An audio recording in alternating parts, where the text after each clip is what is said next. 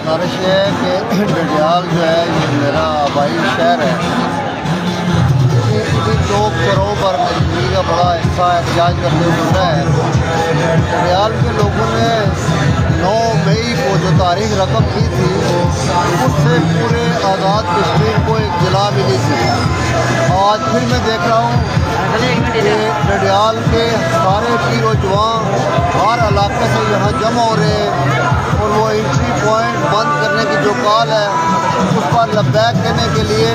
سارے انتہائی منظم طریقے سے وہاں جانے کے لیے تیار بیٹھے ہیں۔ یہ جو صدارتی آرڈیننس ہے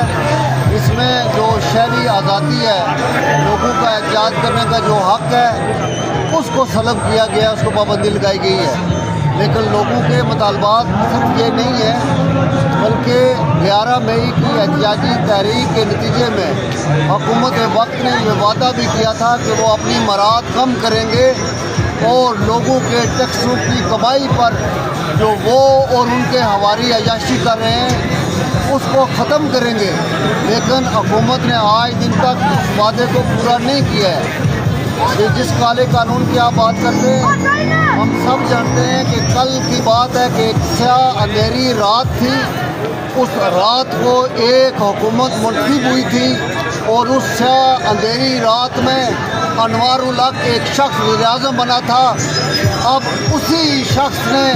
اس طرح کا سیاہ قانون جاری کیا ہے جس کو آزاد کشمیر کے تمام لوگوں نے بلا شرکت غیر علاقہ، قبیلہ، برادری، سیاسی جماعت، مسلک اس کو مسترد کر دیا ہے۔ اور جو 5 دسمبر کی ہڑتال تھی